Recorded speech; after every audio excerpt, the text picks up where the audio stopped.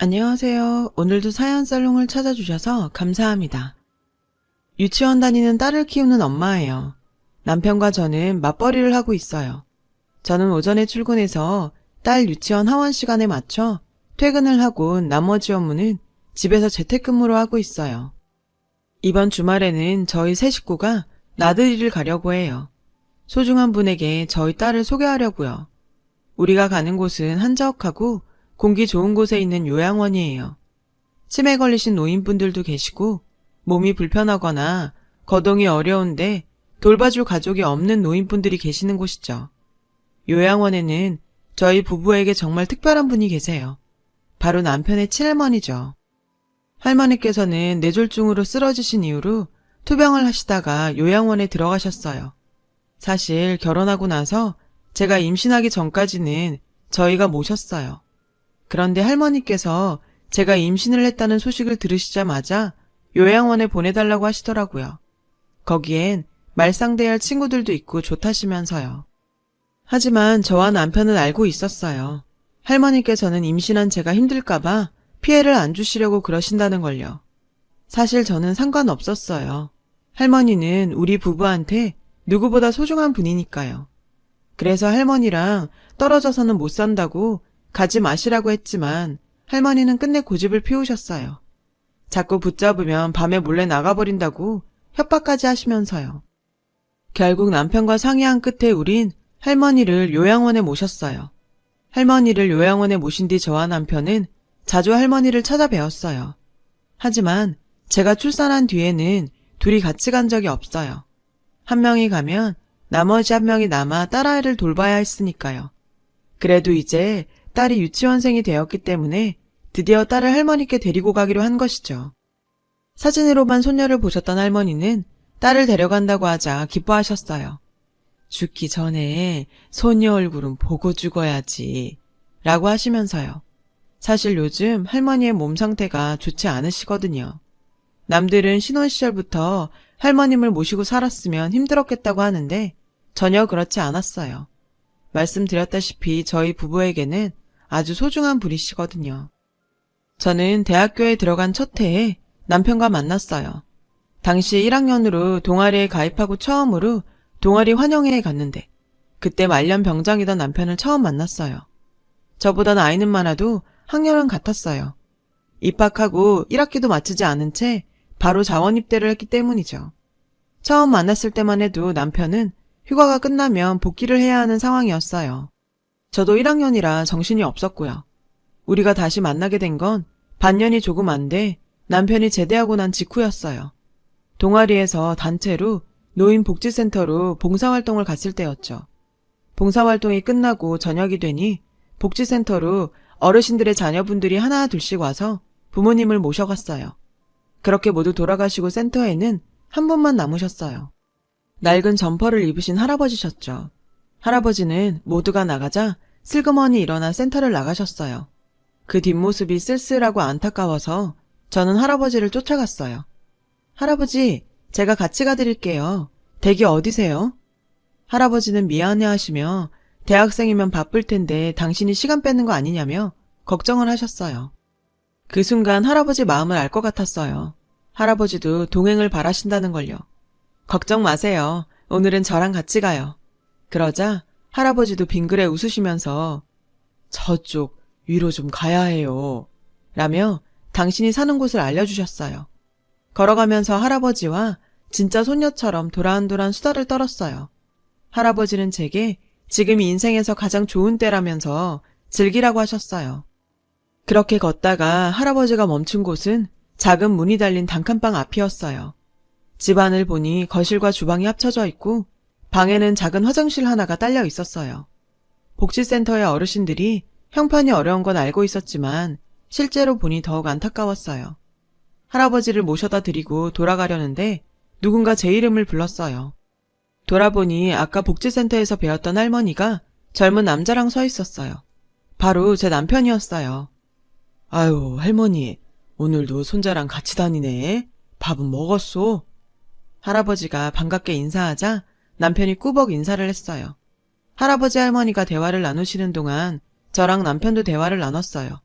그 후로 저는 복지센터에 자주 방문을 하게 되었고 할아버지와도 전보다 많이 친해지게 되었어요. 게다가 할아버지와 할머니가 친한 사이라서 남편과도 자연스럽게 가까워지게 되었죠. 제가 매일 댁까지 모셔다 드렸고 두 분의 집이 가까워서 자주 마주쳤거든요. 그렇게 하다 보니 자연스럽게 남편과 저 사이에 호감이 쌓였고 연인으로 발전하게 되었어요. 저희가 사귄다고 하자 두 분은 무척 좋아하셨어요. 그리고 얼마 뒤 할머니 댁에 초대를 받아 가게 되었어요. 평소 잘 아는 사이인데도 그날따라 괜히 떨리더라고요.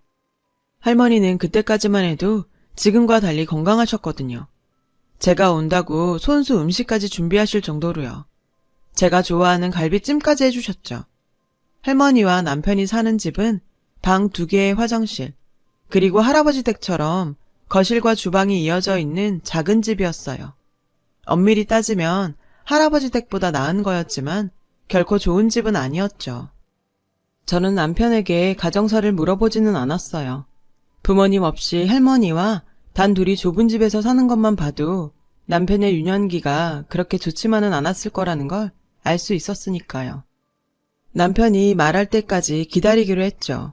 그런 것과는 상관없이 우리는 알콩달콩 연애했어요. 그리고 연애하면서 할아버지가 할머니한테 호감을 갖고 계시다는 걸 알았어요. 할아버지도 형편이 좋은 편은 아니었지만 늘 할머니께 맛있는 것을 가져다 드렸고 제 손을 빌려서 할머니께 꽃을 전달하실 때도 있었어요. 수줍은 소년처럼요. 할머니도 꽃을 받으시곤 쑥스러워 하시면서도 소중히 병에 꽂아두셨어요. 두 분이 연애한다고 하는 건 무리겠지만 그래도 두 분께는 그것만으로도 충분한 것 같았어요. 젊은 사람들의 뜨거운 연애와 달리 편안하게 작은 설렘을 주는 관계예요. 당시 대학생이던 남편과 저는 졸업 후 취업하면 결혼을 할 생각을 하고 있었어요. 남편이 군대를 다녀왔기 때문에 졸업을 같이 할 수 있었어요. 졸업 후 제가 먼저 취업하고 몇 달 있다가 남편도 취업을 했어요. 저는 결혼을 염두에 두고 남편을 부모님께 소개해 드렸어요. 둘이 열심히 돈 모아서 결혼할 생각이라 미리 얼굴 도장을 찍어 놓을 심산이었죠. 그렇게 1년 정도가 지난 어느 날 밤늦게 휴대폰이 울렸어요. 이 시간에 누군가 싶어 받았더니 대뜸 혹시 김수정 씨 맞습니까? 라고 묻더군요. 맞다고 했더니 늦은 시간에 죄송합니다. 파출소인데요. 김영수 할아버지께서 방금 사망하셨습니다. 연락할 가족도 딱히 없는 데다 최근 통화 목록에 김수정 씨밖에 없어서 이렇게 연락드렸습니다. 경찰의 입에서 나온 할아버지 사망 소식에 저는 정말 잠이 싹 달아날 정도로 놀랐어요. 저는 대충 옷을 걸쳐 입고 달려나가 택시부터 잡아 탔어요. 너무 갑작스러워서 눈물도 나지 않고 정신이 멍하더라고요.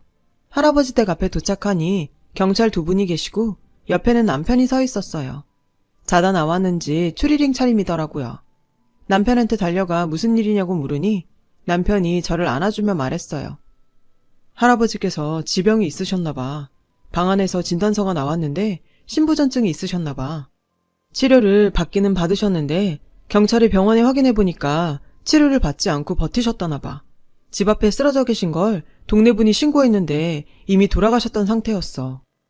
너무 기가 막히고 갑작스런 할아버지의 죽음에 아무 말도 나오지 않았어요.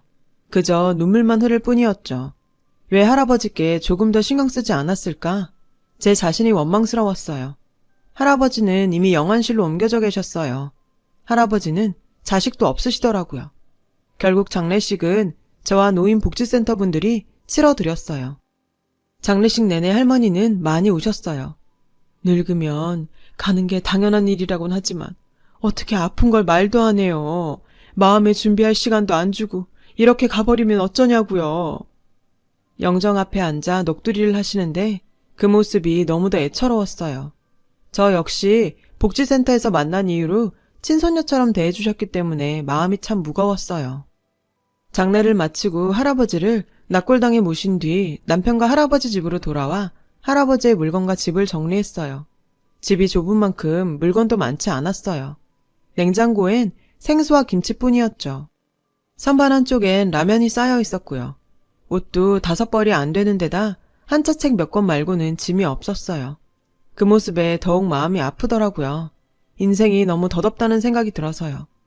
할아버지가 돌아가시고 몇 달 뒤 저는 남편에게 청혼을 받았어요. 그렇게 우리는 결혼을 준비하게 됐어요. 결혼을 준비하는 과정에서 남편의 가정사도 듣게 되었죠. 교통사고로 두 분 다 돌아가셨어. 고모랑 삼촌은 날 고아원으로 보내려고 했고 할머니가 절대 안 된다고 당신이 키우겠다고 하셔서 10살 때부터 지금 사는 집에서 할머니랑 계속 살았어. 고모랑 삼촌은 외국에 있다는데 지금은 연락도 안 돼. 남편은 덤덤하게 말했어요. 하지만 그래서 더욱 마음이 짠했죠. 할머니한테는 얘기 들은 거 티 내지 마. 네가 아는 거 아시면 가슴 아프실 테니까. 나한테는 너도 있고 날 예뻐해 주시는 장모님이랑 장인어른도 있잖아. 하지만 할머니한테는 나뿐이야. 나로 인해 할머니가 슬퍼하시는 건 싫어. 남편의 부탁에 전 알겠다고 했어요. 별탈 없이 진행되던 결혼 준비는 상견례를 마친 직후 일이 터지면서 잠시 중단되고 말았어요. 할머니께서 쓰러지셨거든요. 회사에 있는데 전화가 왔더라고요. 외근 중이던 남편이 못 받으니까 손자 며느리로 저장된 제 번호로 연락이 온 거였죠. 전화를 받자마자 병원으로 달려갔어요. 할머니께서는 이미 중환자실에 들어가 계시더라고요. 의사는 할머니가 뇌졸중이라고 했어요. 깨어나셔도 거동도 못 하실 거고 옆에서 돌봐줄 사람이 필요할 거라고 했어요. 뒤늦게 연락을 받고 온 남편은 울먹이며 중환자실 앞을 지켰어요. 면회 시간이 아니라서 할머니를 뵐 수 없던 걸 알면서도 그 앞을 떠나지 못하더라고요. 남편에게는 유일한 가족이었으니까요. 저는 의사 선생님한테 들은 상황을 남편에게 전해 주었어요. 다행히 남편은 꽤 탄탄한 회사에 다니고 있어서 병원비 걱정은 없었어요. 간병비나 치료비, 역시 보험도 있고 국가지원금도 받을 수 있고요. 문제는 우리 결혼이었어요. 할머니가 쓰러지시자 주위에서는 다들 제 결혼을 말렸거든요. 특히 가까운 친구들이요. 안 그래도 할머니한테 애착이 강한 사람인데 간병인한테 맡기자고 하겠니? 분명히 결혼하면 너한테 할머니 수발 다 시킬 거다. 처음에는 자기도 돕겠다 그러면서 같이 간병하자고 그러겠지. 근데 분명히 한 달도 안 돼서 너 보고 회사 그만두고 할머니 봐달라 그럴걸? 남편들이 하나같이 다 그런다니까. 그니까 일찌감치 이 결혼 때려치워. 다들 저를 생각해서 하는 말이라서 그냥 뿌리칠 수만은 없었어요.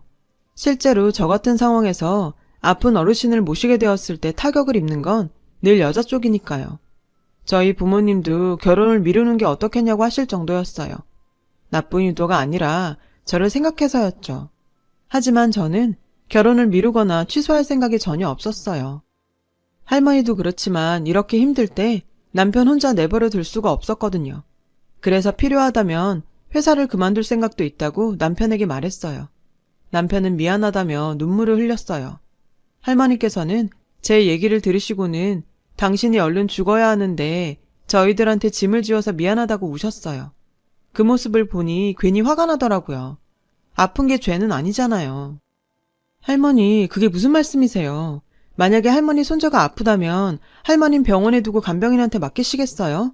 우린 가족이잖아요. 가족인데 뭐가 미안해요. 어차피 할머니께서 안 아프셨어도 저희는 할머니랑 같이 살 생각이었어요. 달라질 건 아무것도 없어요. 그러니까 치료 열심히 받으시고 얼른 자리 털고 일어나실 생각만 하세요. 할머니 없으면 그이도 저도 못 사니까요. 아셨죠, 할머니? 제가 할머니 예쁜 한복 골라놓을 테니까 결혼식 때 멋진 모습으로 자리 지켜주셔야 돼요. 꼭이요. 말은 이렇게 했지만 사실 걱정이 없는 건 아니었어요. 평소 같으면야 남편 벌이로 할머니 병원비 못 대겠어요. 하지만 결혼을 앞둔 터라 타격이 클 수밖에 없었어요. 일단 웨딩드레스를 비롯해 신혼집 살림살이까지 다시 알아보기로 했어요. 조금 더 저렴한 것들로 해야 했거든요.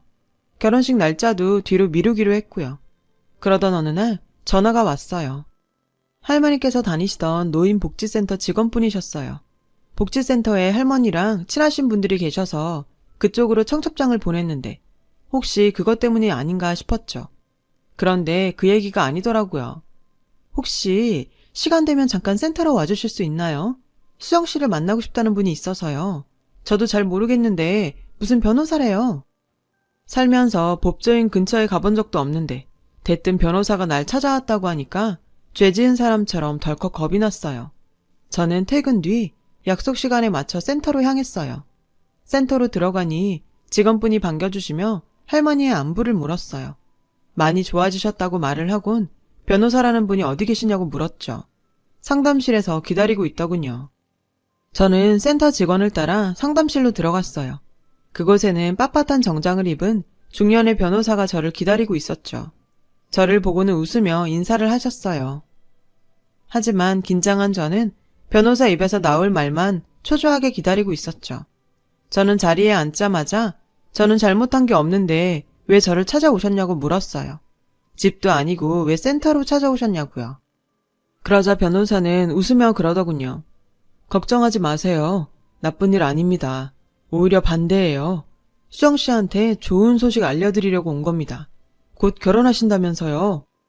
저는 그렇다고 대답했어요. 제 대답을 들은 변호사는 서류를 몇 개 꺼내서 하나하나 펼치며 설명을 했어요. 저는 몇 달 전에 돌아가신 김영수 씨의 변호사입니다. 어르신께서 본인 소유의 재산과 아파트 한 채를 모두 수정 씨에게 남기셨습니다. 저는 기절할 듯이 놀랐어요.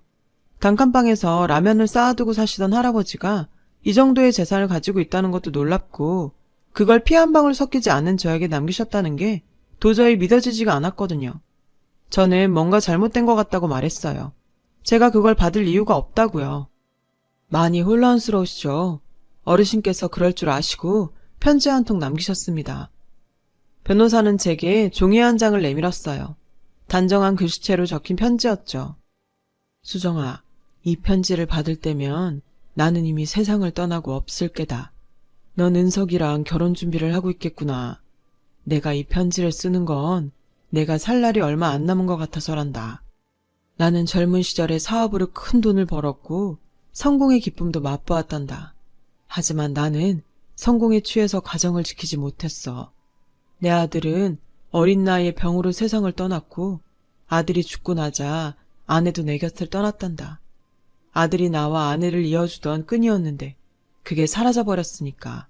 아내는 내게 일에 미친 사람이라고 일에 미쳐서 아들이 아플 때도 거들떠보지도 않았다면서 많이 울었단다.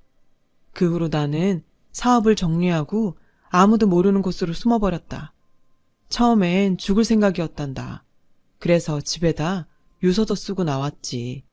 하지만 차마 목숨을 끊을 수 없었다.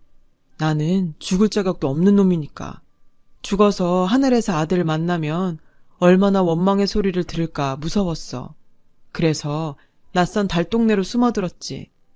수정아, 너는 죄 많은 내게 참 과분한 친절을 베풀어준 손녀였단다. 나를 위해 은석의 할머니와 나 사이에서 뛰어다니며 선물을 전달하던 내 모습이 잊혀지지 않는구나.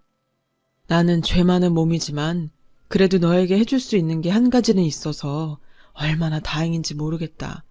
내가 지금까지 가지고 있던 재산들과 아파트는 너의 결혼에 보태거라. 수정아, 할머니 모시고 잘 살아야 한다. 편지를 읽는데 나도 모르게 눈물이 흘러내렸어요. 제가 해드린 것도 없는데 고맙다니요. 전 그런 인사를 받을 자격이 없다고 생각했어요. 할아버지께서 아프신 것도 눈치 못 챘고 공공하게 사시는 걸 알면서도 바쁘다는 핑계로 제대로 들여다보지도 못했으니까요. 그런데 제가 어떻게 할아버지 유산을 받아요. 저는 변호사한테 받을 수 없다고 했어요. 그러자 변호사가 그러더군요. 어르신께서 돌아가시기 몇 주 전에 저를 찾아오셨어요. 그때 그런 말씀을 하시더군요. 한창 잘 나갈 때는 주변에 사람이 참 많았는데 집 나와 형편없는 행색으로 다니니 누구 하나 인사 건네는 사람이 없더라고요. 처음으로 살갑게 다가와 안부도 묻고 자신을 집까지 데려다준 사람이 수정 씨였대요. 어린 아가씨가 늙은 할애비 걱정을 하는 게 그렇게 고맙고 예쁘더라고요. 수정 씨, 사람이 사람한테 해줄 수 있는 최고의 선행이 뭔지 아세요? 외로운 사람에게 말을 걸어주는 겁니다. 별거 아닌 그 한마디가 어르신에게는 희망이었고 행복이었을 겁니다. 그러니 수정 씨는 어르신의 유산을 받을 자격이 충분한 사람입니다. 어르신의 마지막 소원이니 꼭 받아주세요. 변호사는 제게 어르신의 통장과 아파트 명의 서류를 건네주고 갔어요. 그날 밤 어르신이 제게 유산을 남겼다는 얘기를 들은 남편과 할머니는 제가 그랬던 것처럼 깜짝 놀랐어요. 할머니는 사람 뒤통수 치는 재주가 있는 양반이라며 애잔한 미소를 지으셨죠. 얼마 뒤 저희는 할아버지가 남겨주신 강남 아파트로 이사를 했어요. 할머니 방에는 고가의 최신 의료 침대도 들어 놓았고요. 할아버지께서 주신 돈으로 구입을 했죠. 그 후로 저희는 계속 할머니를 모시고 살았어요. 할아버지가 남기신 돈 덕분에 간병인도 쓸 수 있어서 저는 일을 하면서 할머니를 간호할 수 있었죠. 비록 지금은 요양원으로 가셨지만요. 아직도 할머니와는 할아버지 얘기를 많이 해요. 다들 그리워하고 있거든요. 할머니는 종종 그러세요. 나도 곧 따라갈 거니까 가서 등짝이나 한 대 때려주련다. 고요. 할머니와의 이별을 준비해야 하는 상황이지만 그래도 마지막 날까지 남편하고 함께 최선을 다해 할머니를 돌보려고 해요. 어르신의 유언이기도 하니까요. 남은 시간 후회하지 않도록 저희도 최선을 다해보렵니다. 지금까지 제 사연을 들어주셔서 감사드려요. 여러분의 오늘도 희망이 가득하시길 바래요. 여러분, 사연 댓글에 응원과 현명한 조언 부탁드려요. 좋아요와 구독은 저에게 큰 힘이 됩니다. 오늘도 좋은 일 가득하세요.